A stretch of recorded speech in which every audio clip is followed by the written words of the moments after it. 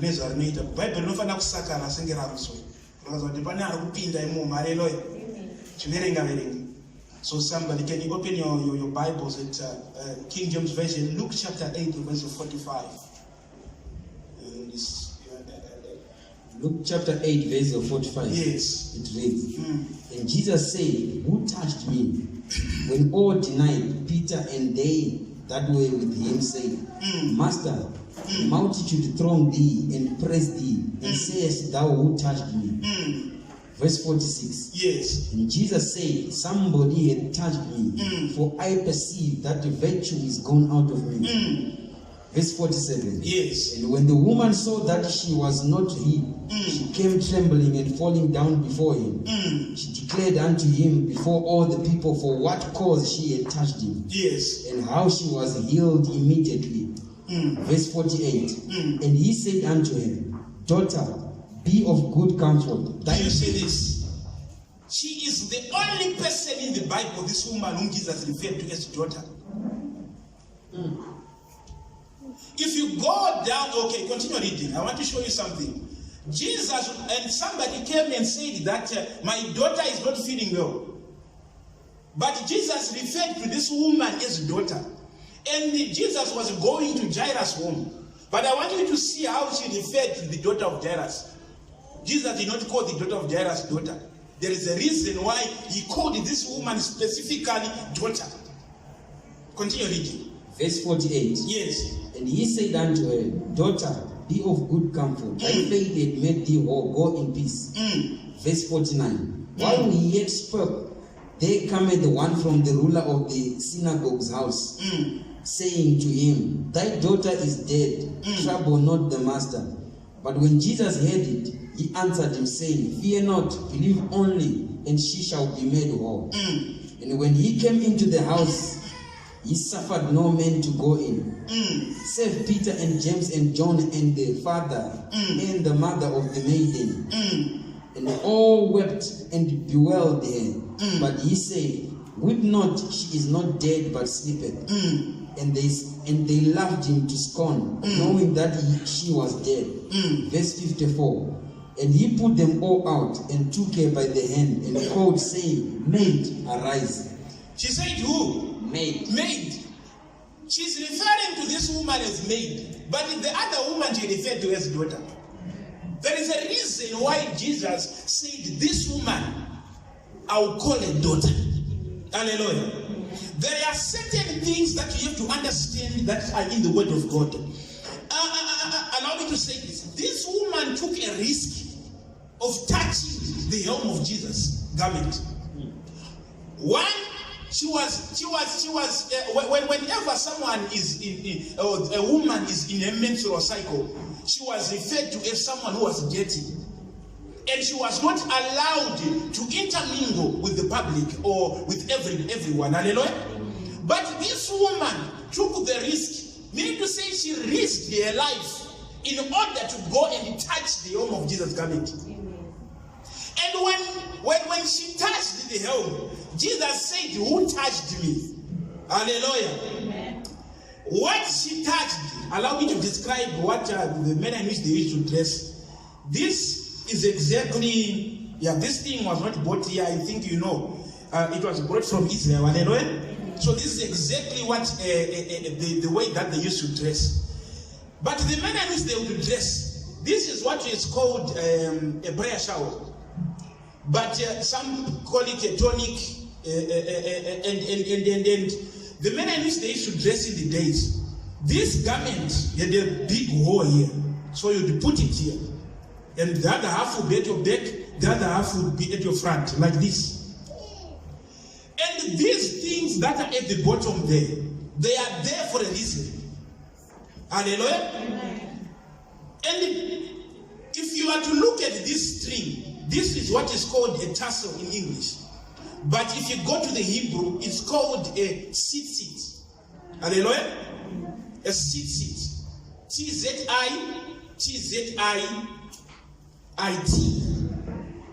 Tzitzit. Or sitsto, if there are many. Meaning to say there are 4 on this garment. These things have got a reason why they are there. Hallelujah. And they have got 8 threads, and one of them is blue. Hallelujah. And they have got these knots. They are there also for a reason. 1, 2, 3, 4, 5 knots. They have got these knots. And they were put on the 4 corners of this garment. One at the corner. Open the book of Numbers. Open the book of Numbers, chapter 15, the verse of 37. Numbers 15, the verse of 37. When the instruction of making this garment was given. Numbers chapter 15, verses of 37. And the Lord spoke unto Moses, saying, Speak unto the children of Israel, and bid them that they make them fringes in the borders of their garments throughout their generations. They should make these fringes. These are the fringes. The border of the garment. They should make this. So these things, when they will be put on this garment, these 6 or tassels will be just hanging on the helm of the garment. Continue. Throughout their generations. Yes. And that they put upon the fringe of the borders a ribbon of blue. A ribbon of blue. This ribbon. God told them that at the helm of their garment, they should put a ribbon of blue. So if you see this garment, it has got a ribbon of blue right here. So this part, consider it as the helm of my garment. As I'm standing here, this bluish part is right here at the helm of my garment.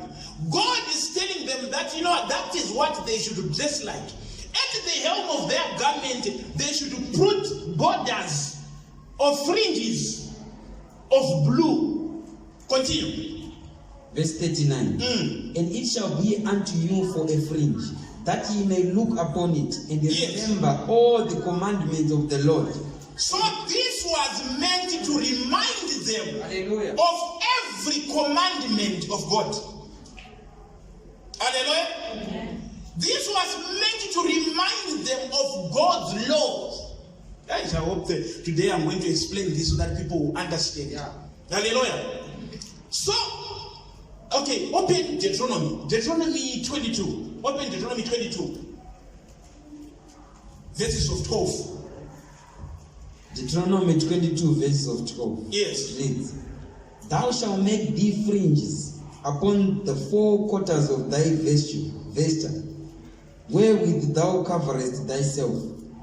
If any man take a wife and go in unto her, and hate her. It's alright.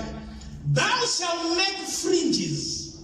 This one, or tassels. Hallelujah. Do you have another version there? Put another version or NIV. I want to see that what does it replace what fringe with.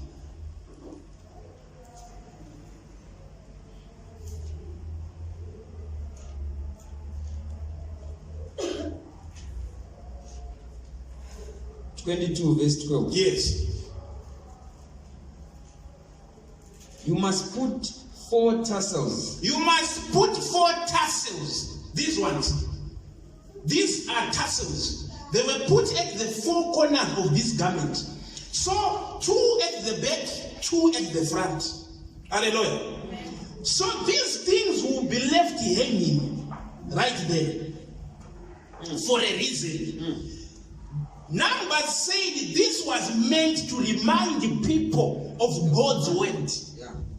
Hallelujah.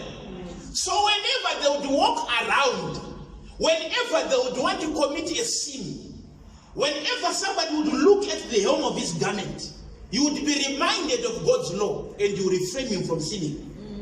That's why David said the word of God is a lamp unto my feet and a light unto my path. Because he was referring to this, because they would guide him. Whenever he would want to commit a sin, he had something in his feet that would guide him, that would warn him, that would instruct him, that would rebuke him. Hallelujah. Amen. So you would walk with the full revelation of the word of God. These 4 tassels, I cannot explain to them in detail because it will take the whole sermon. They represented the 613 laws and commandments of God. Do you know that your body has got 613 body parts? Oh, okay, you understand. You understand why God would do that. Hallelujah. Mwili wako wana 613 body parts.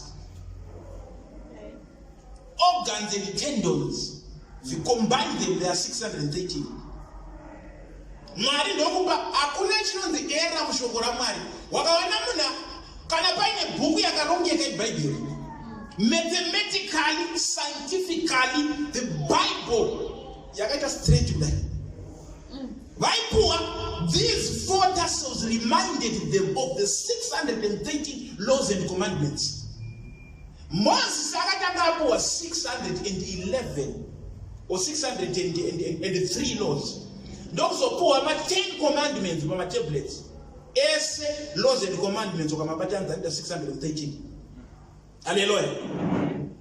365 of them were the don'ts. Do not do this, do not do this. And 200 and what is the balance?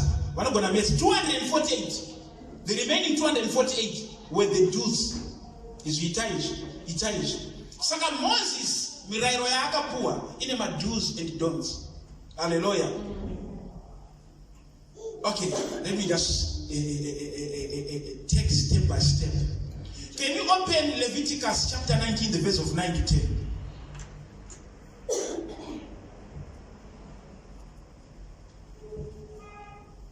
Leviticus chapter 19, verse of 9 to 10. And when ye reap the harvest of your land, thou shalt not wholly reap the corners of the field. Amukowe zese munosia makona. Amukowe makona. Mchanzulisa zvi. Hallelujah. Kana mchikowa munda munofanira kusiya chi? Makona ayanosirwani. Berenga. The corners of thy field, neither shalt thou gather the gleanings of thy harvest. Verse 10. And thou shalt not clean thy vineyard, neither shalt thou gather every grape of thy vineyard. Thou shalt leave them for the poor and strangers. I am the Lord your God. Hallelujah. Hallelujah. Munda kana uchikowewa. The 4 corners. And the 4 corners acho. Ndo aitwa munoisa ainzi ma seat. English vanomati matassel. Hallelujah. Ndiende ndichidai sole kuside. Mukuona zvitambo zvakarembera izvi. Vamwe vasikuzoona ndiri kuona kuti vamwe vari kumashure vepila. Chandiri kutaura izvi zviri mazono izvi. Zviri makona izvi. Izvozvi izvi ndo zvainzi ma seat or matassel. Zvakarembera kufura matambo akarembera kufura mamwe. Aitwa ari 4 makona. Saka mugemenzi uyo waipfeka wachita ungonopfeka nepaburiso.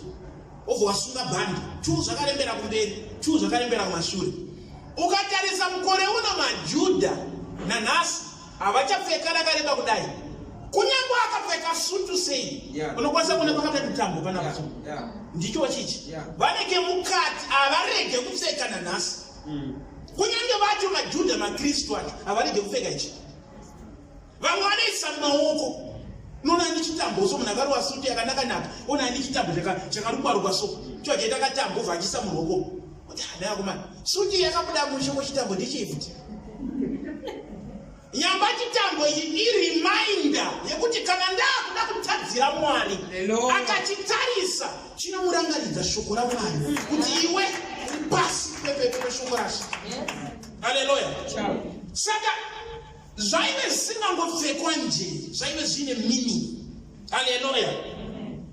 Saka mukadzi uyu haana kungonanga pakona iyi sekungotofunga kuti ndege ndingobata. Waiziva chaanoda kubata kuti chinorevei. NdaBhaibheri rinotaura kuti wanga wapera mari mukadzi uyu kusvika pakupedzisira. Zvanzi mari yese yakapera nekutsvaga kuti oporeswa sei, hakuna akamuporesa. Wabvuma kuti ndamurombo. Murikuzwa ndiri kutaura. Ndokuziva kuti pane munda unoti kana uchikohwewa makona akanzi akohwe vanosiwa varume. Haleluya. Ndokuziva kuti ndakangobata kona yegamenti nekuti kuzasi uku kwaimirira shoko raMwari, the 613 laws and commandments, meaning kwaimirira mutemo nemirayiro yaMwari, shoko rashe. Vamwe vakabata Jesu achidonza musana kuti ndambata murisei ndana muri kuti zereni ana kana kungotara kuti pana andibata. Peter akaenda kuzembera akidetsera nyimbo yayo vakamukuwandisa panapa ana kana kumbonzwikwa kuti Peter andibata. Jesus. Kwaita mukadzi asiri kudiwa panzvimbo iyoyo, wakangoona katambuka karembera akakaziva zvakanoreva, akaziva kuti kanwa ako kanomirira shoko raMwari. Ndokubvuma kuti ini ndiri murombo Jehovha, zvinhu zvandiomera, asi ndakabata shoko renyu ndinoziva kuti ini munondiporesa. Chakaita kuti mukadzi uyo anzi daughter, the reason why she was referred to as daughter, she went forth to take what belongs to her. Hallelujah. Nekuti angari akatenda kuti ndiri mwana wa Abraham. I am the seed of Abraham, and by virtue and by right I have to possess what is mine, which is the promise of the word of God, which is the word of God. Saka ana kumiria vamwevesa vakarifewa akizimade hapana akanzi mudhota ndiye ega akadedzwa kunzi dhota. Reason wakazviziva kuti I have an inheritance in the word of God. I am a child and I am a daughter of God. So I will not wait for the authority to come and heal me, but rather I will go and possess the authority. Saka wakaenda ndokunobata. Jesu akati type yakadai iyi vana ndidhota uyu. Jesu ndokuti pana andibata. Peter akadai wakanaya komana. Tabvirira panapa kuti security tichimisa vanhu ndasa kubate mofunza kuti pana akubatai. Nyamba Peter hausi kunzwisisa zviri kuitika panapa. Pane vari kubata hembe, pane vari kubata mabhatyi, havasi kubata Jesu ivavo. Nekuti Bhaibheri rangu rinotaura pana John chapter 1. In the beginning was the word, and the word was with God, and the word was God. Saka kana uchida kubata Jesu unobata shoko. Saka mukadzi uyu haana kubata Paulo, haana kubata, akabata kune zita, kuna Jesu kushoko. Hallelujah. Ndoba akanati chii? Peter pana andibata zvakati hakuna vanhu vese vakubata iwana. Nyamba asi kuziva kuti ari kutaura kuti ini ndiri shoko. Shoko ravanyama, asi pana andibata. Hallelujah. Nekuti muOld Testament vanga vasingazive mumiriro waita chinhu ichi. Kuti chimbachi chakanzi ndipfeke ichi. Rimwe remazuva ndichazorana ati ichochi chimbachi icho chichi. Chinokuitira munana icho chauri kuona chichira ichi. Muno. Chinongoitika ndechekuti menga musingazive the revelation. Ndikakudza how deep this thing is, a prayer shower. Varidzi vacho vanochishandisa nanhasi. Izvozvo izvo kati rega ndikusonere kanhanga ndikupe ndikuisewo unonzwa kuti ona vakupa vanhu mazango manje kuchechwa. Handi muri kuona? Saka to save you from that, we will not give you a prayer shower, but rather I will teach you kuti chainzi naJesu kana wakupinda mu prayer closet ndiyo i prayer closet ichi haisi prayer closet yekuzvharira muka bedroom kana muka wardrobe kwawasingaise hembe no prayer closet. Panotaurwa neBible kunzi Jacob, how beautiful are your tents. Translation ye prayer shower to Hebrew inoreva tent. Akawanda pasi petende, how beautiful is he. Avarwari varidzi vacho unoona vakada isusu izvi manamba zvakanyorwa apa izvi anenge akutsanangurira kuti zvinorevei anenge akatipfeka so ndo inonzi prayer shower, ndo inonzi prayer closet. Yainzi naJesu kana wakupinda mu prayer shower, mu prayer closet, kana ari muno mablue esa yari pane message yari kutaura zvitambo zvese zvinonanga zvibate izvo achinamata haasi kupenga. Nekuti imimika chinoita kuti n'anga dziwane vanhu dzizive kuti kune vanhu vanodiwa sei, kuwana chaanokupa handinizo kuita kuti paunodeketera pai kunyangwe iri ng'anga yefeki wakarovera kuti pasi unokufunga kuti pane zvaitika chitema nokuti pane chawakaita sei. But the Christians have lost their relics. Hallelujah. Vazvirasa kuisa kusaidi kuti isusu torova takadaro. But zvinosvika pazvinokuremera ndosaka uchiona kuti chechi inopa vanhu dhunudhunu inodzara. Murikuzwa kutaura chechi inopa vanhu dhunudhunu inodii chairi kuzarira mentality yemunhu yakapuhwa chinhu inoona kunge zvinhu zviri serious. Jesus. Ndikamuti bless you wakaropa vazoenda. But pastor zviendekete. Ko amuna kana mvura yekuti ndonomwa kana njira rokuti kubata. Hallelujah. Hallelujah. Zvine power kungopuhwa chimwe chinhu. Hallelujah. Saka mukadzi uyu revelation yaakabata wakaziva kuti mukombero ishoko rashe. Hallelujah. Hallelujah. Ndokune nhaka yangu. Hallelujah. Auti muvhure Bible hati vhure futi. Vurai Psalms 91 verse 4.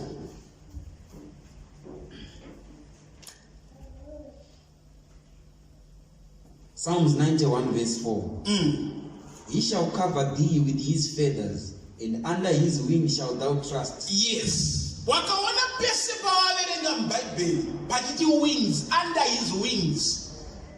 Mukombero wegarment uyu unonzi wings futi. Mwari havana mapapiro. Havasi shiri, havasi njiva. Asi kana vachinzi under his wings you shall take refuge. Chiri kunzi wings ndiwo mukombero uyo unomirira shoko rake. Saka Bible pari kuti under his wings you shall take refuge. Uri kutaura kunzi in his covenant, in his word, that's where you find refuge. Ruth haisi era Ruth kwenda kumakumba Boaz. Kunobata mukombero oti mufungidzeyo. Haisi era. Iwo hawiti pa murume wemunhu ka. Unorara kumakumbo ake. Odonza garment sova wati mufungidzeyo. Yekazikana nyaya yapo azvipere mushe. Azvipere mushe. But wakaenda kumakumbo wakanodonza garment. Akati cover me. Akitaura Boaz. Hallelujah. Chaizviitira ndechekuti irrevelation yekutaura kunzi the church or the woman in the Bible represents the church. The church can only be covered with the word of God. That's where your covering is. Hallelujah. Saka haisi era kuona munhu achibata. Saka ndisokochona pese paunoverenga muBhayibheri panonzi under his wings. I take refuge under his wings.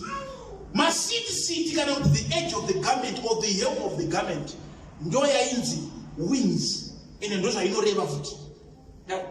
Hallelujah. So chinichi chaimirira murayiro. Chaimirira mirayiro 613 laws and commandments of God. Pese pawafamba imboverenga Dhavhidhi achitaura nyaya yechinhu kuti vanhu havanzwisisi. Uchanzwisisa mushe kuti panonzi Bible is anyone troubled amongst you let him pray. Hakuna prayer inorwadza sekunamata zvinhu zvakakomera. Mashoko abude. Muri kunzwira ndikutaura? Asi ukanzwisisa zvandichatitaura uchaona kuti anobuda sei mashoko acho. Nekuti shoko nokuti unombochinzwa kunzi is anyone troubled amongst you. Did James ainyora? Let him pray. Pane nguva yekuti ukaomerwa prayer chaicho wakaona wagona kudonza minute wakasimba 1 minute amusutara 5 wagona kupfugama wotaura minute yakakitaura kuti Mwari zvinhu zvangu zvakadai wakasimba. Nguva yekuti unenge wapondwa nemasituation you hear what I'm saying, but you can no longer pray. But ndo paunonzwa mukoma Jimmy ari kuti kana wakadaro namata.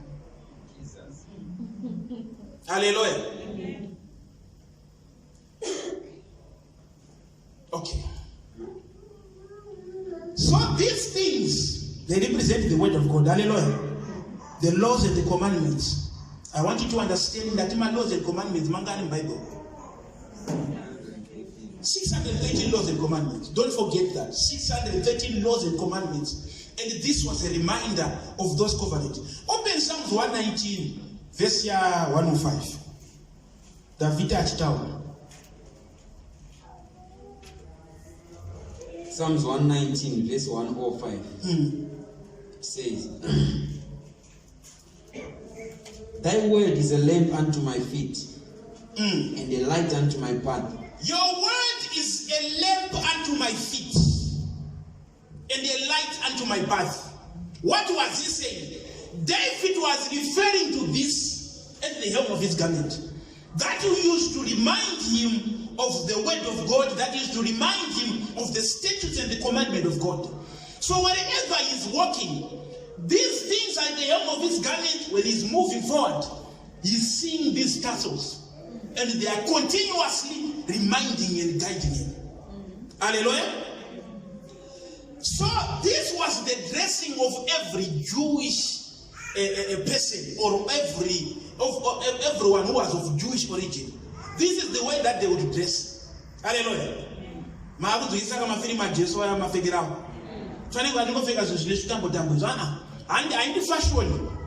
It was a commandment from God. Hallelujah. So James, book ya James aina kunyarwa munhu wese. Tinoona iri kuNew Testament ndivhuriro James chapter 1. Tione kuti yakanyorwa nekuti ndosaka muchiona kuti paanozonyora kuti is anyone troubled amongst you, let him pray. Ane zvaari kutaura Jimmy. Nekuti iwo kada kuzofunga kuti ndokona mata sezvo zvakatoomera. Nguva yekuomerwa inguva yekuchema. But ye Jimmy ari kuti kana waomerwa inofanira kudii? Yakanyorwa book yacho James chapter 1. Tanga James chapter 1. You know James chapter 1 verse 1. Yes. James, a servant of God and of the Lord Jesus Christ, to the 12 tribes which are scattered abroad greatly. Akanyorera the 12 tribes of Israel. Not iweneni takati sipo mbuku ya Jimmy. Ndosaka yakaida kubviswa mbuku, munozwa kuti yaida kubviswa. Yaida kubviswa muBhayibheri paraitwa canonization. Because vanoti inocontradicta zvimwe zvinotaurwa naPaul. But haicontradicte necomplementa. But vanofanira kunzwisisa kuti iye anotaura faith by works. Show me your faith and I'll show you the works of faith. Anti ndizvo. Saka vaiona kunge inocontradicta kuti Paul anotaura the works of faith that are spiritual, but Jimmy anotaura the works of faith that are actual works. Saka vaiona kunge akuita kunge contradiction ekudzorera vanhu kumurayiro. But ibhuku yaina kunyorerwa maGentiles. It was not written, the book of James was not written for the Gentiles. It was written for the 12 tribes of Israel that were scattered all over. What had happened? They were running away from persecution that was happening in Jerusalem. Persecution arose, and one of the people who were persecuting them was Paul, who was Saul by then. So Saul was persecuting them. So these people started running away, going into different places and different nations. But now James sought to encourage them by writing letters. Hallelujah. Ndopaye banga kuvanyorera tsamba kwavari kwese. And the worst thing is they were facing persecution at the same time they were suffering from hunger. Kwakaita drought. Saka vaitisa zvinhu zvingani? Hunger and drought. That's why you find if you read in the book of 1 Corinthians chapter 16, Bible inotitaura kuti each one according to how you have earned maonera amaita munhu wese ndaita set aside a sum of money so that pandinouya ikoko musazotanga kumhanya kukolekta. Ndipo aitaura chechi yevakorinde because vaikolekta chikafu vachinopa vanhu vari kuJerusarema nekuti kwanga kune drought, kwanga kune nzara. Hallelujah. Saka James is now encouraging people who are running away from hunger, who did not have money, who did not have a livelihood, who were running away and living as nomadic people. Living with Peter Katendi Panapa, or Peter Katendi uko next time. They were living as nomadic people. Hallelujah. But look at this. One thing that people do not understand is there is a reason why James said, is anyone troubled amongst you? Can you open James chapter 5, the verse of 13? James chapter 5 verse of 13. Yes. Is any among you afflicted? Is any amongst you afflicted, in pain, in trouble? Let him pray. Let him pray. Brother James, it seems like he's a believer. on his own class, or a believer in his own category, or I don't know what to describe him. Because he's saying that is anyone troubled amongst you, let him pray. But Brother James, you are forgetting that the people that you are writing to, you have referred to them as people who are scattered all over. They are running away from hunger, they are running away from persecution. Obviously, they are troubled. Hallelujah. But he is saying, is anyone amongst you troubled? Let him pray. But I want you to see this. I said that this was at the helm of their garment. Hallelujah. This was, or these tassels were at the four corners of their garments. When you are not happy, what happens to your head?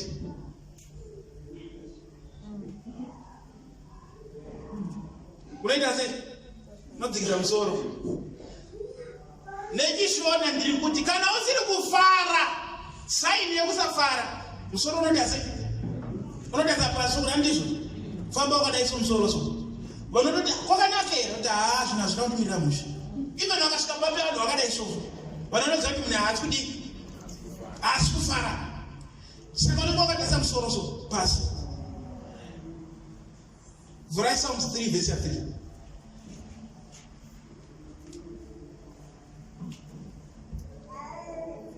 Psalms chapter 3 verse 3. It reads, But thou, O Lord, art a shield for me, my glory and the lifter up of my head. You are my glory and the lifter of my head. Hallelujah. Meaning to say, David in Psalms 3 verses of 3 is referring to God as the lifter of his head. Hallelujah. Meaning to say, there are times whereby when things are not okay for you, your head goes down like this. You are not happy. But if you are of Jewish origin, when your head is down, then you are looking at something. I'm not you now. Yeah. When your head is down like this, you are now looking at the helm of your garment. And the helm of your garment is representing, or it is representing or telling you or reminding you of the word of God. And the covenant of the word of God. So David said that you are the lifter of my head. Meaning to say, when he is troubled and his head is down, he would look into the word of God. He would look into what it represented, the word of God. And when he looked at it, he would be reminded of the covenants and the goodness of the Lord. And he would lift up his head. Then he said, the Lord is the lifter of my head. So James is saying, is anyone troubled amongst you? Is your head down? You are of Jewish origin. Hallelujah. There is the word of God down there. Hallelujah. And when you are looking at the word of God, it should remind you of the goodness of the Lord. Amen. Then you pray according to the word, not according to your words. Yes. Because a troubled man cannot speak words of eloquence. Yes. Cannot speak sweet words. You are troubled in your spirit. You cannot say anything good. But the only thing that you can speak is the word of what? So meaning to say, if you are troubled, your head is down, you look at the word, and the word becomes your prayer. Hallelujah. You groan and travail in the word of God. Hallelujah. Hallelujah. So when James is telling the Jews, he was not talking to the Gentiles. That's why that scripture never made sense to us. He is saying to the 12 tribes of Israel that are scattered all over. It's the Jews that he's referring to. People who would dress like this, who had a tassel at the helm of their garment, who knew that if my head is down, I look at the laws of God. I look at the commandments of God. And when I'm looking at the commandment of God, hallelujah, that assurance should lift up my head. Then David would say, the Lord is the lifter of my head. Hallelujah. Wow. Yeah. Hallelujah. So, if you understand the power of the word of God, your prayer when you are troubled is in scripture. Hallelujah. No, sir, I don't know what the 1 Timothy chapter 2, verse 1. Therefore I exhort you, therefore I sermon you, depending on the version that you are reading, that first of all, supplications or petitions, prayer kuzikana nemutendi iprayer yeshoko rashe kwete yemashoko ako anotapira. Mwari vakatapirwa kudhara neshoko ravo. Hallelujah. So there is an order in everything. If you don't know the power of the word of God, you miss the mark, you pray in vain. Hallelujah. Christians at one point in time were persecuted. At one point in time, Nero bent Rome like a piece of butter. Christians. Just imagine you'll be president. My Christians will become too powerful. Or your piece of Pretoria anyway. Could I so blame my Christ Adaro? The power that was behind them. Power. Hallelujah. Amen. What has become of us? Where is the power? Where is the influence? Hallelujah. Amen. We have left the revelation of the word of God. We have left the promises of the word of God. I was telling somebody, it might seem like an insult, but it's the truth. People are no longer giving heed to sound doctrine, but rather they are no longer preaching the gospel, but they are preaching the proceeds of the gospel. Marriage, money, fame, wealth. But all these are the proceeds. We belong to the tree that bears those fruits. You cannot only enjoy the fruits without knowing the tree. Hallelujah. I am the vine and you are the branches. You are not the fruit. What you bear then is what will be determined by where you are connected. Hallelujah. Tirimuti, Sagavan, sound doctrine. They have left the path of sound doctrine. If you don't preach things that they want to hear, if you don't tell them how God is going to bless them financially, if you don't tell them how God is going to make their marriage work, if you don't tell them how God is going to make them billionaires and millionaires, I'm telling you, you'll never impress anybody. Because impression is what people are looking for. Let me tell you something. There is a way that you can have all this. Seek ye first the kingdom of God, and all these things shall be added unto you. There is no other shortcut. Unaziya kuti kana Mwari wakuda zvaunopindana nazvo ufoka haudi kuzudza kana munhu futi kana Mwari wakuda nekuti Mwari vanoita inonzi kupuruna, vanobvisa minzwa. Kamubvisiro kacho wakaudza mumwe munhu anokudza kuti wakaroiwa aiwa iwe wakaroiwa.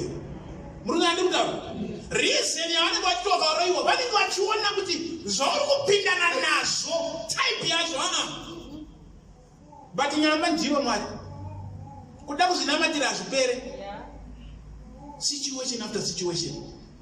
Nekuti kana Mwari vachigadzira munhu kuti ave a product avajambe any lesson. Hunger, abundance, misery, pain, all these things you go through them. Hallelujah. Chikoro cha Mwari hachisi chikoro chekuti unojamba class. Unopinda maklasi ese kunyange chimagona unompinda chete. Hallelujah. Let's go into the word of God. Ndakuti mundivhuriro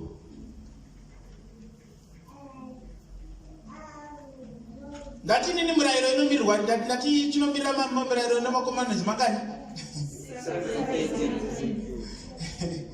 ngatinozvibvunzira chinhu wani nekuti vanhu vanongoti hatisi pasi pemurayiro. Izvi zvandida kutaura izvi, I pray that you hear, and understand kuti ndisaka ndati nhasi ndiri kutraya kuda kuti take ground each other ichananguchana.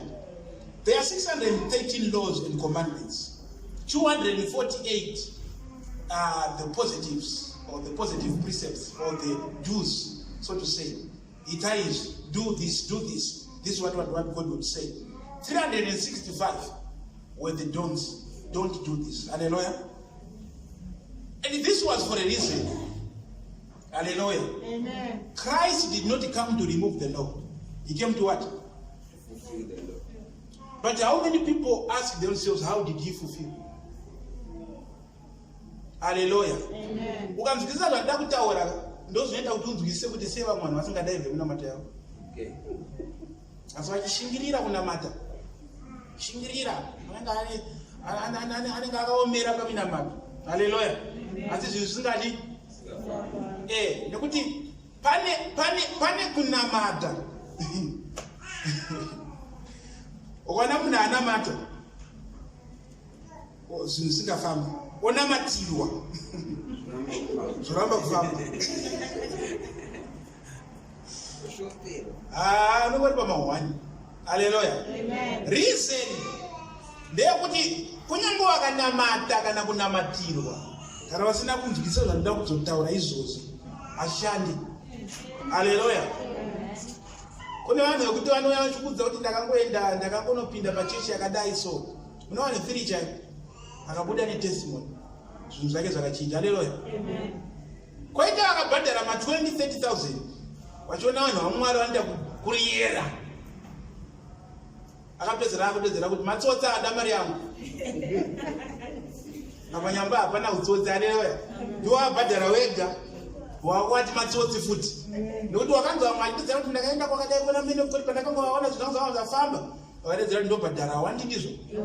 Zvichikutaurira kuti kunyange ukashandirwa ukashanda usina revelation anoda kukuudzai hazikushandira. Hallelujah. So the 365 laws were the don'ts.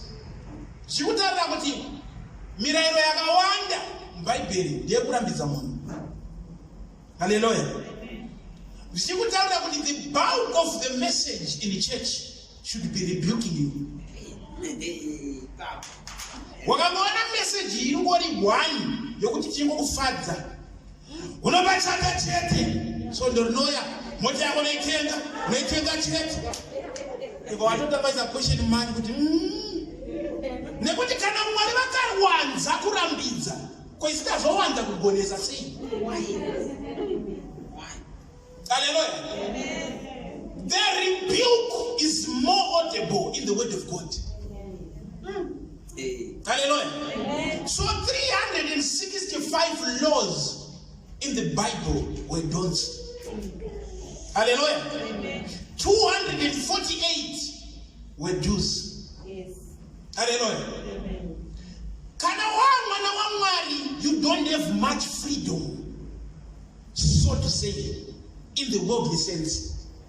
Jesu wakati pali mpata muwiri wakanyanya kufutisa wakapamhama unonanga kugena asi wakaita kutetepa ndo unonanga mudenga to everlasting life. Zvisikuti kutaura ndo zvaaitotaura. Wakaona vane too much freedom.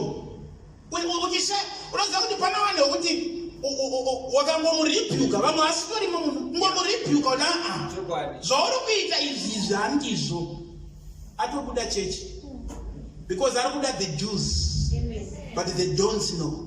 If I be a preacher who tells you only the Jews, I'm robbing you.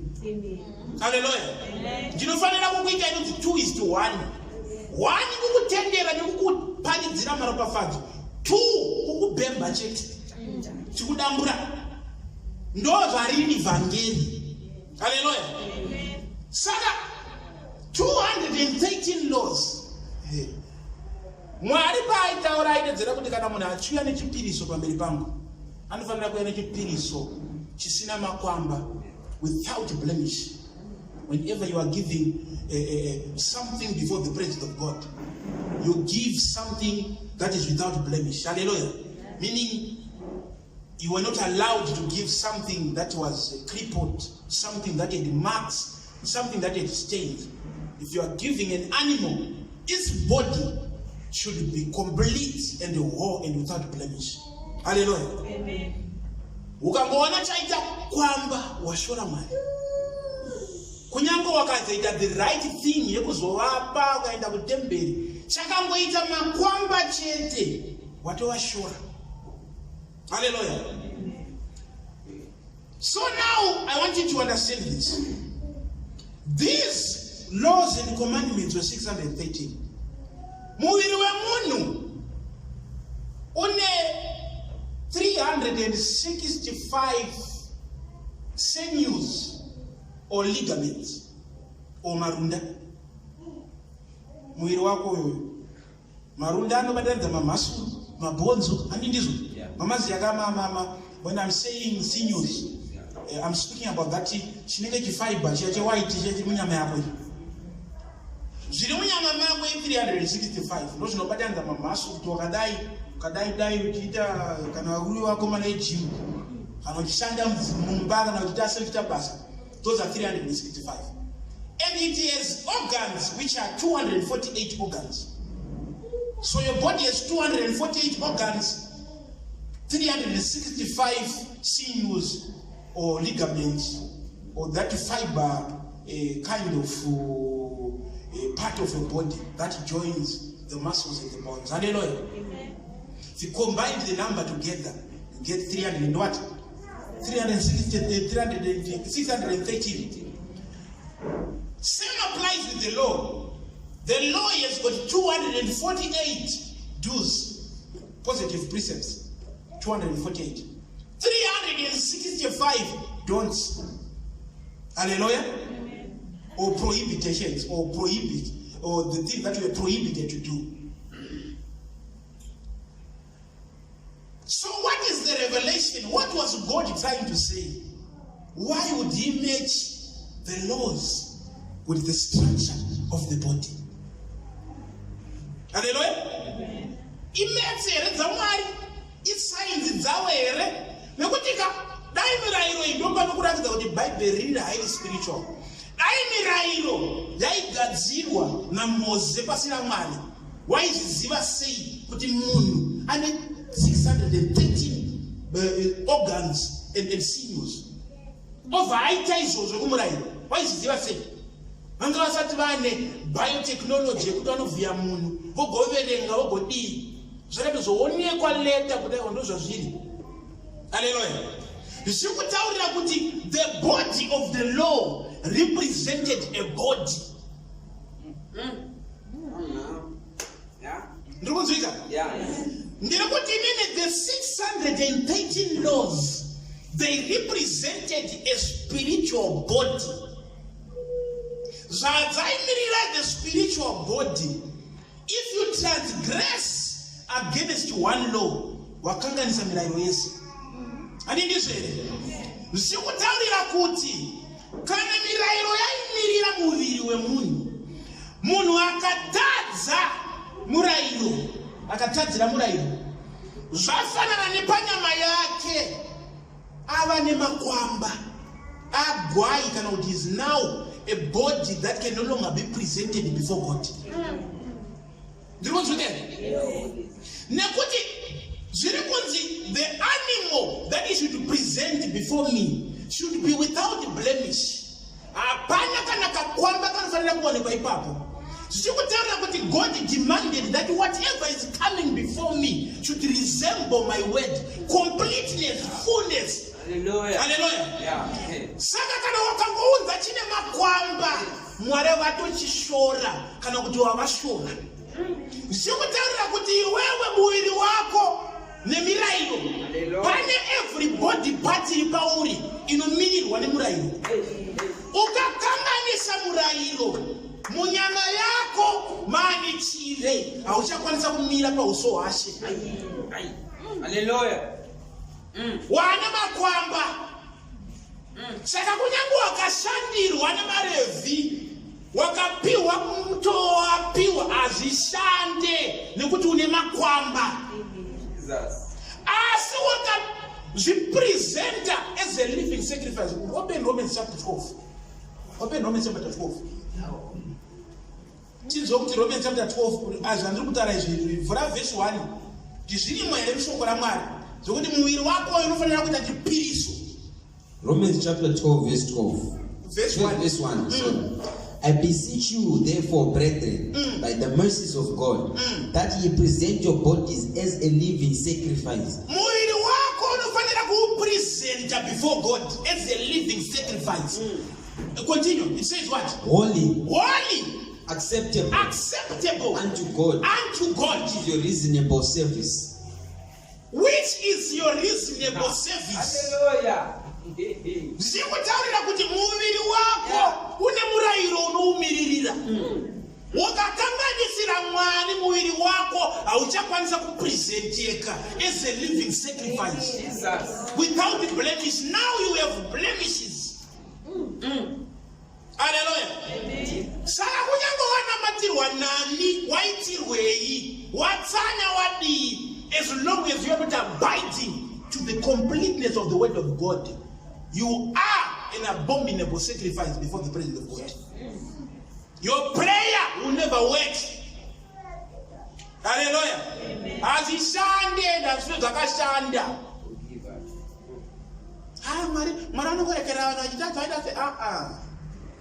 There is what is expected of you. When I always tell people that there is what we call the ever increasing grace. Unofanira kuramba uchikura munyasha. Pane zvinhu zviri trivial zvokuti unofanira kusiya. Hallelujah. Kura Hebrews chapter 6. Yataiverengeswa musuni. Ichi chapter 6 verse 1 to 3. Timboverengesa kuti pane some things that are trivial, that if you be a child of God, you should move away from them.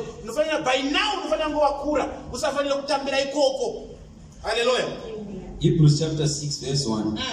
Therefore, leaving the principles of the doctrine of Christ, let us go on unto perfection, not laying again the foundation of repentance from dead works and of faith towards God. King James, they got the principle for the NIV. That would be trivial, or that would be a good team. Sakandakalisandili none of God didn't see them. Can I put elementary? How to eat elementary cannot be trivial. But elementary. Yes. Do I do not eat because you the principles? You know, they don't get Zirukun in those days. That would be money with it. Zirukun is really trivial. It's elementary. It's the basic. It's a mashuro. And if I don't get cocoa, can I tell you one man? For now, get up and bury. No, I invite. So let us stop going over the basic teaching. The basic teaching. That's how I'm going to talk about the basic. It's trivial. About Christ again and again. Let us go on instead and become mature in our understanding. Surely we don't need to start again with the fundamental importance of repenting. It's trivial, it's elementary. Muviri wako unofanira kumuva kubva kuziva kuti chivi chinonyangadza Mwari. Munhu andikutaura. Chinoti chivi, all right, sin is offering to the kingdom of the devil. Kutadzira Mwari, wakaona munhu uchiramba uchitadza uri kunamata Satani. Asa usuziva chete. Hallelujah. You are offering sacrifice unto him. You are going to empower demons. Because the same way that God said that I'm looking for those who worship me in truth and in spirit. Meaning to say, kune vanhu vanofana kurarama neshoko rake, vachiita zvinoreva shoko rake, ndo vari kumushipa, vari kumunamata. Zvakangoita vice versa, wakatanga kurarama muchivi, uchingoramba uchirarama muchivi, hauchanamata Mwari wawanyowa kunamata.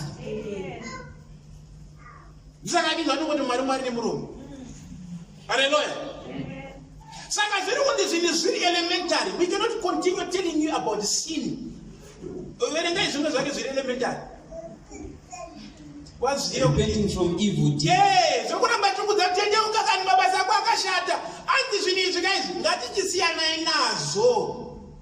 Continue.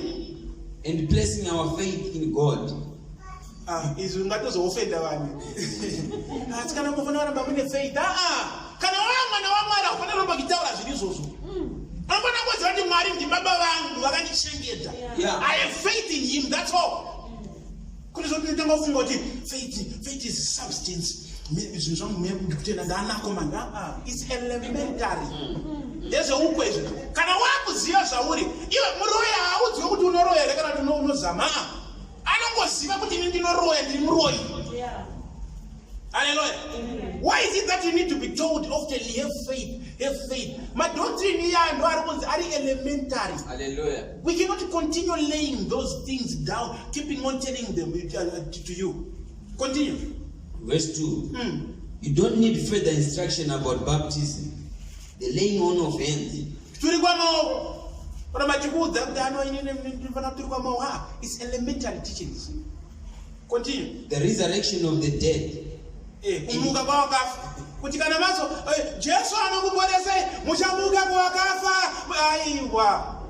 Elementary teaching.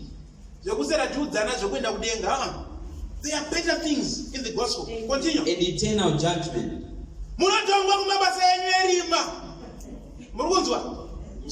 Eliminate one, but no message one here.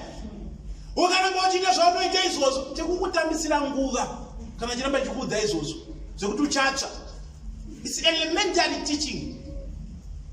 When I move from to greater truths, my bones on continue. Verse 3. And so, God willing, we will move forward. It's mandatory to so if God willing or God permitting, continue. If God willing, we will move forward to further understanding. For it is impossible. For it is impossible to bring back to repentance those who were once enlightened, those who have experienced the good things of heaven and shared in the Holy Spirit. Hallelujah. Listen to this.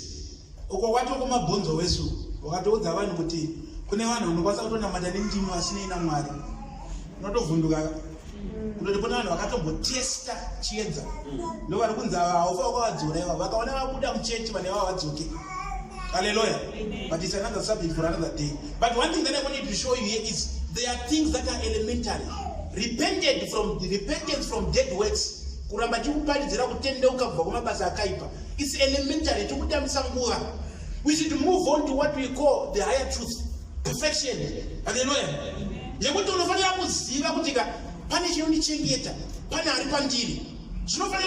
A self-confidence. There is something that is upon me. Therefore, you don't have to be reminded of repenting from dead works. Hallelujah. So, Paul is saying that you should offer your body as living sacrifice. Mwili wako unafanya kutachipiriso kuna mwari. Unaita chipiriso sei. Nekuti ndakutaurira kuti Jesu anakuya kuzobvisa murayiro. Akauya kuzodi kuzozadzisa murayiro. So if he came to fulfill the law, how did he fulfill the law? You are no longer under the law, but you are in the body of Christ. That the body, your body, because your body has got 613 organs and sinews. 613. Murairo wanga ine 613. Vari mu Old Testament vanga vari pasi pemurairo. Iwa uchati pasi pemurairo. Wa mukati. Mechaimirirwa nemurairo chinova muviri waKristu. Nekuti the law represented the complete body. And the body that is complete without blemish is the body of Christ. Body of Christ. So when you are in Christ, behold, you have become new. Behold, you are a new creature. Meaning to say, when you go before the presence of God, the reason why your prayers are answered is because the body that you are in, you are kafa. Okay. It is no longer I that lives, but it is who? Christ who lives in me. Meaning there is a body that you carry. But that body, do you honor it? By refraining away from sin? Or you use the Lord's body to commit sin? Yes. Hallelujah. Nekuti wanziwe mwari vari kuti handidi chinhu chine makwamba pauso hwangu. Zvanetsa kaizvi. Isu tiri vanhu tinokanganisa. Book ya Romans is not all have sinned and fallen short of the glory of God. Hapana asina kuita mutadzi eda hakuna asiri mutadzi. Munhu wese akatadzira Mwari, all have sinned and fallen short. So if all have sinned and fallen short of the glory of God, then how do I present myself before God? Ndinonzwika sei naMwari. Mwari vakati aiwa handisi kutaura iwe une makwamba ndinozviziva kare, asi une muviri waunofanira kupinda mauri. Muviri uyoyo ndakauona, ndinoona kuzadzikiswa kwemurayiro. Kana ndaona uyoyo munyengetero yako inoinzwa. Hallelujah. Saka, you cannot abide in the body of Christ when you are living a sinful life. You refrain from sin because he died without sin and he resurrected in glory without sin. And he was glorified and he seated on the right hand of the Father, still without blemish. Hallelujah. Saka kana rarama semuraramiro wakaita. Regani kutaurira mukadzi uyu revelation yanga inayo yanga isimbori vana vadiki. Wakaziva chekubata nekuti wakaziva kuti if I can only touch the hem of his garment, I'll be healed. Because he knew that I myself am not perfect. Myself, I am poor. Hallelujah. I need to be in a body for me to get the healing. Yeah. So the only thing that can heal me is if I touch the word of God with the revelation of the body of Christ. Yes. Ndosaka Jesu akandipana andibata. Iye mukadzi abata tambo. Iyi tambo yakabata. Kusaka yakaita. Saka andipana andibata. Bible rino kuzoti akabata the hem of the garment. But Jesu akandipana andibata. Nekuti akabata aine the understanding of what the word of God is in the New Testament. And wakaona munhu anorarama mushoko raMwari with the revelation that the word of God is the body of Christ. Afa akatambura here, hakuna munyengetero akaona mati. Pana level yekuti wakafunga prayer point Mwari anokudaira. Kufunga, handisi kutaura kunamata. Kufunga chinhu chauri kuda Mwari okudaira. Amen. Hallelujah. Amen. Reason nekuti unenge wa1 neshoko. Hallelujah. Ama tinodikana kuona uchistruggle. Rikendi kudze chinhu. It's possible kuti uvapo hwaMwari unokwanisa kuva panzvimbo wakatadza kubenefit. Kana wakabata Jesu magamenti achidiwa hakuna kana akaona chaakawana. Hallelujah. Vura Luke anotaura anotaura nyaya yacho kuti pana vanhu. Luke chapter 5 verse 17. Takutopedza zvedu. Luke chapter 5 verse 17 anoti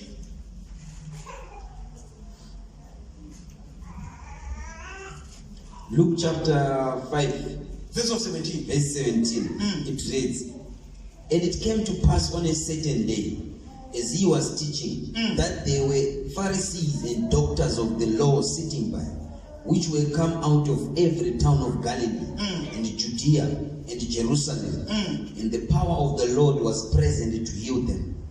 And behold, men brought in a bed, a man which was taken with a palsy." It's all right. And the power of God was present to heal them.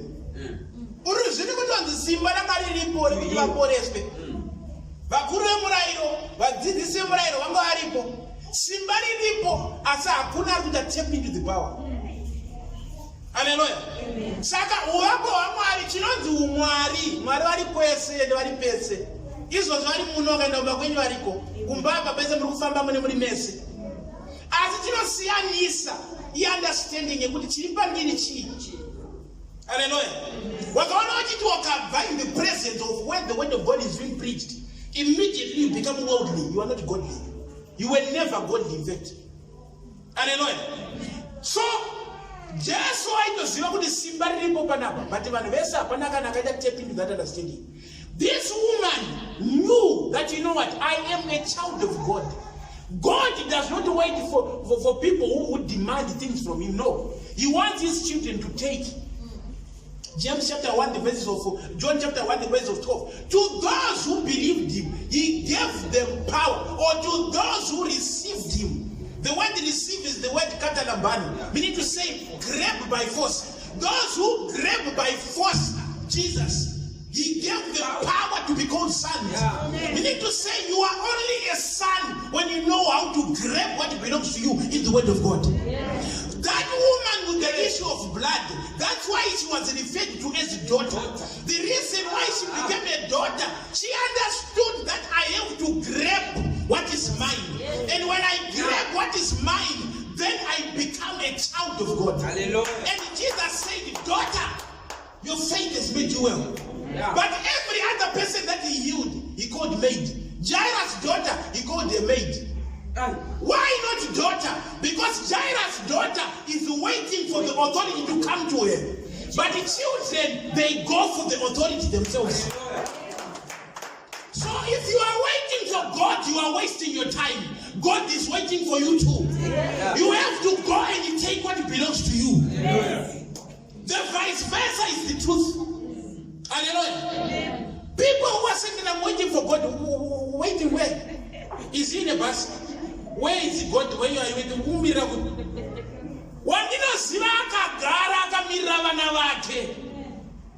Job chapter 2. The sons of God came to present themselves. Their sons, they come. They don't wait. If you be a child of God, it's your responsibility to claim what is yours. That's why the story of the prodigal son, the prodigal is the one who's called son.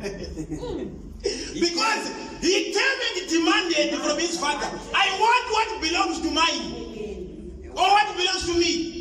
And the father gave the prodigal son, and he squandered it all very well. I like that guy. Squandered on your father's things. He squandered everything.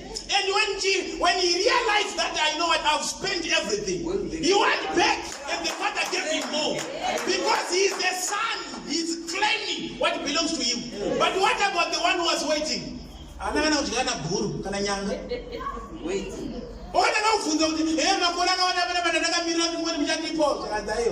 Mwanangu, zvese ndezvako. Aimbozwa ndezvako kana usingade kutora ndeyekwako iyo.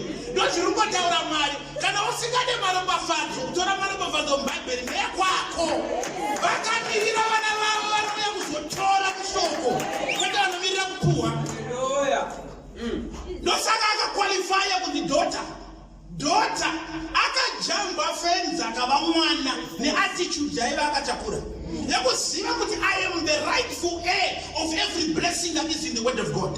If I can only touch the hem of the garment, which is the revelation of the word of God. Hallelujah. Because it represented the 613 laws and commandments of God. It was the word of God.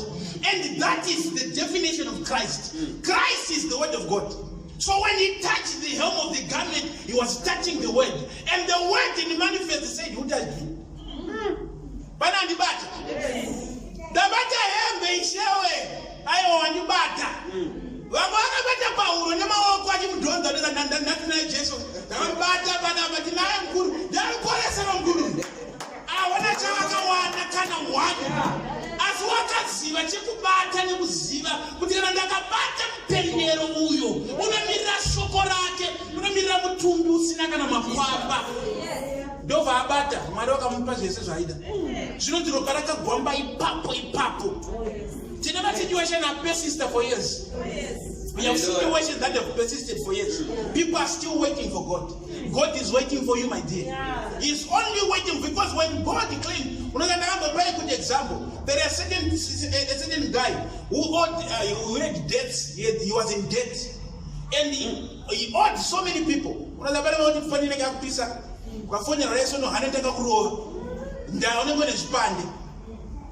Akazongonyerwa tsamba akapuhwa akanzi kunokwahuya kwaHarare ndokuenda kwaHarare ndokuenda mutaundi ndokusvika zvakanzi kune wiwi uri kutaura kuti sekuru vako vakakusiyira imba, vakakusiyira mari, vakakusiyira zvakadai so.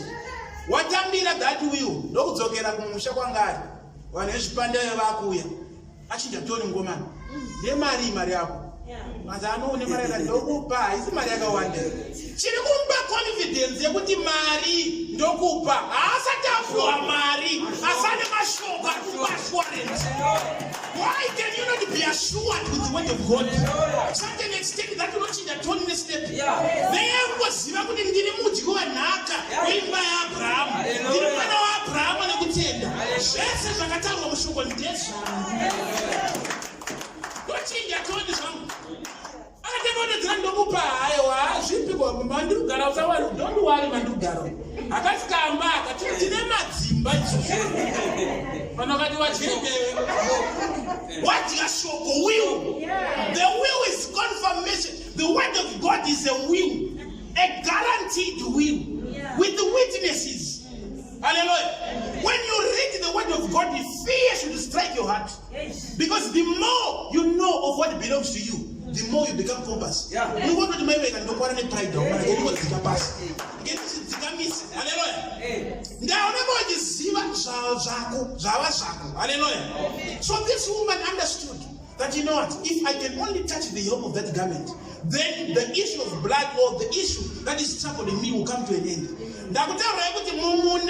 Don't harvest the corners or the corner parts or the corner of your field, the four corners. You should not harvest them. You should leave them for the poor. Hallelujah. Meaning to say that garment, whenever they would put this garment, it would remind them that you should be ever giving and receiving less. Amen. Garment, could you should be ever what? Giving. Blessed is the end that giveth and the one that saka vaiudzwa kuti makona emunda akohwe aukohwe makona emunda ndokunzi magamenti enyu munoisa zvakare izvi zvichikutaurira kuti mukona imomo zviri kutaura kuti tiri kuitira varombo. Wakabvuma kuva murombo muna Kristu unowana zvinhu zvakawandisa kuchikafuna. This woman agreed and said that I'm poor. I would rather go and harvest at the corner. So there is something that is meant for the poor, which is the word of God. Amen. And when you touch the word of God with the revelation that I'm poor in spirit and I definitely need the word of God, the word of God will satisfy your hunger. The problem with the people in church, they are coming to church whilst they are satisfied with other kind of dogmas and theologies that are contrary to the word of God. Hallelujah. If you come to church with the revelation that I'm poor in spirit, blessed are the poor in the spirit. Matthew chapter 5. Blessed are the poor in spirit, for theirs is the kingdom of what? Of heaven. You need to say, when your spirit agrees that I'm poor, I need to be infilled, God will be overjoyed to fill your heart with the abundance of the truth of the word of God. Hallelujah. Amen. Saka vana kunzwisisa kuti mukadzi uya haana kungobata tambo, wakabata murayiro mutumbi waJesu. Ndosaka Jesu akabata tambo, asi Jesu akati handipana handibata. Ko munogova tambo here Jesu? Zvinomirirwa netambo ndozvandiri. Haleluya. Wakawana shoko raMwari rakutaurira kuti wakaropafadzwa, hakuna anofanira kukutuka. Hakuna anofanira. Unoziva kuti varoya havamiswi kuroya. Ndavatoramba vachitoroya. Vachirikuta varoyi totovada. Handizvi not pray for your enemies. Kotakashaya varoyi tonamadhirani. Saka tinotoda varoyi vawande. Vawande varoyi. Chaunofanira kuziva ndechekuti haufaniri kutarisa kuti vari kuroya vangani. Unofanira kutarisa kuti shoko riri kutii pamusoro peupenyu hwavo. Kana ikiti rakaropafadzwa, ivo vasiye vachiita zvavanoita iwe ramba wakabatirira pachiti pashoko. Nekuti zviri kunetsa ndezvekuti I'm telling you something, andinonzwa kubhoikana ndakanzwa vanhu vachiuya pandira ndezvira kuti kumusha vanhu vati ningi vari kuroya. Wakangodaro hama yangu ukatochinja nyaya kuti anyatsi kukunzwa. Because handidi kunzwa nyaya dzevaroyi nekuwanda kwavo. Handizvo handichazi palevho iyoyo yekundiudza kuti varoyi vari kugona sei. Ndakagonerwa neshoko raMwari zvisingaite zvekuti varoyi kakwandira havasina kana basa. Munhu andikutaura. Unofanira kutakura that attitude, that mindset of understanding kuti ndiri chii muna Jesu. Kana ndiri mwana waMwari muroyi chii? Hallelujah. Hakuna even wakanzwa pana abatwa ari mumba mako. Wakatombata ichombokugatisa pasi kuti ndochimbondiudza kuti unongiflaya sei? Mapinda sei? Izvi. Ndakakuudza kuti pane murume wakazviita hazvishamiri zvanotaura. Wigglesworth makapinda dhimoni mumba make rakatanga kurovera zvinhu. Akamuka akatarisa akati ndianoni? Zvakanzi ndiSatani. Akati it's you the devil. Vatora gumbeze vafuga musoro varara. True story. Akafuga musoro kuti Satani mukoro uno ndiri mwana wamwe ndichasira ndinetsa. Akabuda ega Satani wacho. Another preacher akaenda parevival ari kudzinga madhimoni akamudza ndiri kuya kumba kwako manheru. Aurare nhasi. Uriwo auzonorara kwatetero. Chinja house address chaiyo chinja address. Akati aurare nhasi ndiri kuya kumba kwako nemweya tsvina. Aenda kumba mweya usina wakapinda mawindo akambovhurikesa tanga kuti babababa zvekuchiridzira zviya because ndomweya usinaka the devil brings fear ndokutanga kuroera mawindo mbedha ati ndobva wamuva kubva kukona kunorovera kunoime kukona kudai kuaka tauya kanu tambokuudza zvinonzi wakatanga wati you devil out of here mawindo radza kuti mweya wabuda ndobva atarisa vaona mubhedha wake kwauri akati aiwa akati you devil come back here take my bed put it back ndobva adzorera mweya usina kuti zvakati chienda ndozvaunofanira kuziva izvo kuti wakatoona mweya usina watouya unoda ndokushandisai munomwana zvokutambanira okushandisai why fear you are past the level of fear aufanira kutya muroi kuti pane chinhu chasika padhoo pangu ndaita se kana atoisa maga akatora umenye udyi anofanira kuti uyu munhu ari serious because rakataura shoko kuti I shall drink any deadly poisonous drink and it shall not harm you. Kana watoisa kuti ndikuware ndinotodya kuti uone kuti shoko rine simba. Haleluya. Shoko ramwari roda munhu ane chiginya chipawa chinenge chizani so chekuti vamwe vanowina maelection asi ndioramba chitonga vakiti zvapera zvaita sekete unongona ndiwo kuramba zvichikudirira chete. Hallelujah. What is that you have to understand is I was just contemplating, just in conclusion, we have finished our service. I was just contemplating that you begin to think when I was just praying for this service. I was just thinking and praying. And in my spirit I was being told, you know what? People should continue praying. Amen. Let me tell you something. In life, there are more people who are fighting your progress than the ones that wish you well. Yeah. You hear what I'm saying? Amen. Meaning to say, you should not depart from prayer. Yes. No matter things are okay, things are not okay, you should continue in what? Amen. Pray without seizure. Hallelujah. Hallelujah.